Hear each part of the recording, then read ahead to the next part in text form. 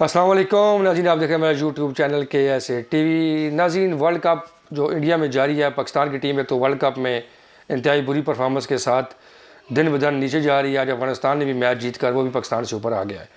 दूसरी तरफ एक जंग पाकिस्तान क्रिकेट बोर्ड के अंदर भी लगी हुई है।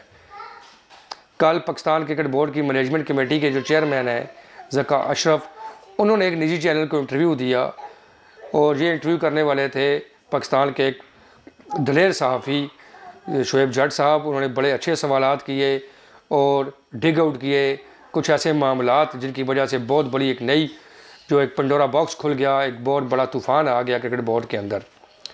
हुआ ये कि पाकिस्तान क्रिकेट बोर्ड के जो सिलेक्शन कमेटी के चेयरमैन हैं वो निज़ामुल हक साहब और रिजवान और बाबर आज़म, इन तीनों ने मिलकर एक कंपनी का एक एजेंट हायर किया। उस एजेंट के थ्रू वो उन्होंने कोई बिज़नेस के मामलात चलाए और उस एजेंट की वजह से जो कॉन्फ्लिक्ट ऑफ इंटरेस्ट था वो हर्ट होना शुरू हुआ। ये सवाल जब किया सहाफ़ी ने ज़का अशरफ साहब से, तो उन्होंने कहा जी कि मैं इस हवाले से जो है वो चेयरमैन सिलेक्शन कमेटी से पूछूंगा और एक 5 रुकनी कमेटी भी बनाऊंगा इसके ऊपर।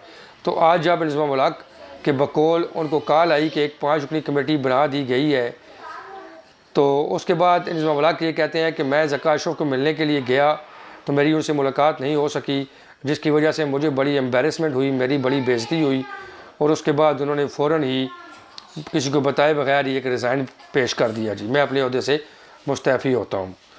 उसके बाद जब ये बात ज़का अशरफ को पता चली तो उन्होंने कहा जी मैं तो दफ्तर में मौजूद ही नहीं था, कि मैं उनसे मौजूद नहीं था तो उनसे मुलाकात कैसे करता। बहरहाल मैं निज़ामुल हक की बड़ी इज़्ज़त करता हूँ, मेरे दरवाज़े उनके लिए खुले हैं, वो जब चाहे आकर मुझसे मिल सकते हैं और मैं उनसे हर वक्त मुलाकात के लिए तैयार हूँ।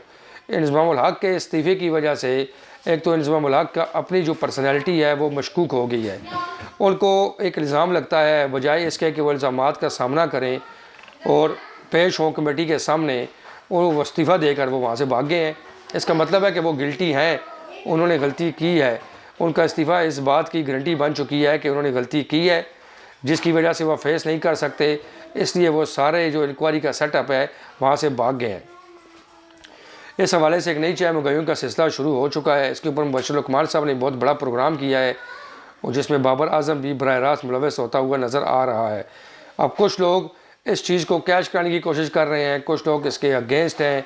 जो इससे पहले माफिया था उनकी यही कोशिश है कि ज़का अशरफ भी चेयरमैनी से हट जाएँ। ज़का अशरफ को हटाएंगे तो उसका रिप्लेस क्या होगा? नजम सेठी तो अब आ नहीं सकता। दूसरी बात यह है कि ज़का अशरफ को क्यों उठाएं? ज़का अशरफ ने कहा जी एक मैटर मुझे पता चला तो मैंने उसके ऊपर एक इंक्वायरी कमेटी बनाई।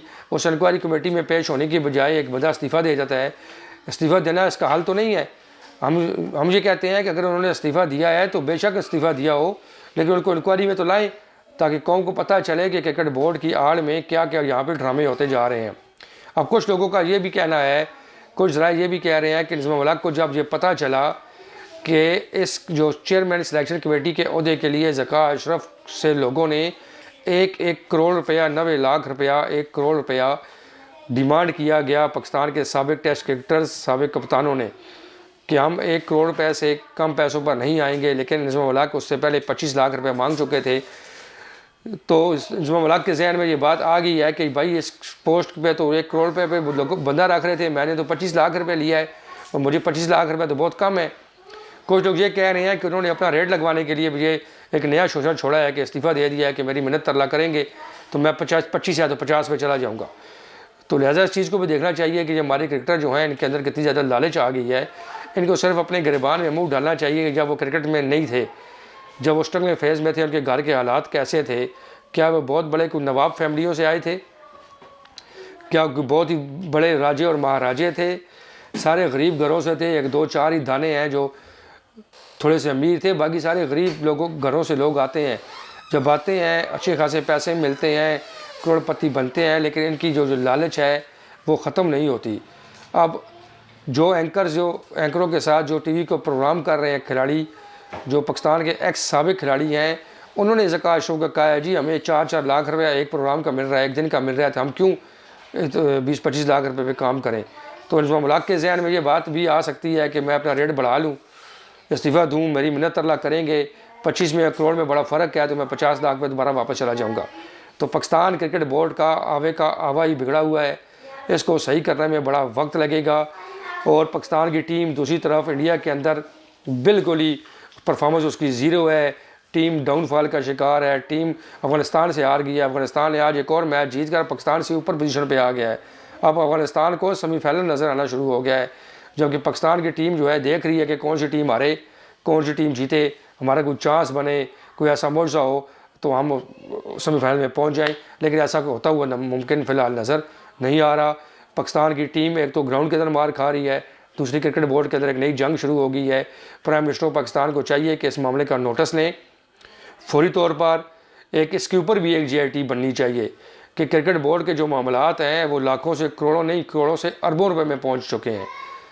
जब मामलात इतने ज़्यादा पैसे इन्वॉल्व हो जाते हैं तो वो गेम की जो ऑथेंटिसिटी होती है, क्लैरिटी होती है, उस पर फ़र्क पड़ता है।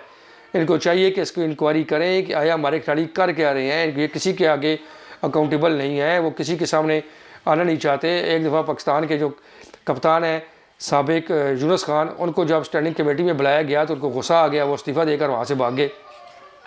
अगर पाकिस्तान का प्राइम मिनिस्टर जो है वो अकाउंटेबल है, अभी भी एक जेल में है, इससे पहले वाला भी जेल में था, इससे आने वाले भी जेल में जाएंगे, तो क्या जेलें शलें जो है ये सारी सियासतदानों के लिए ही बनी है?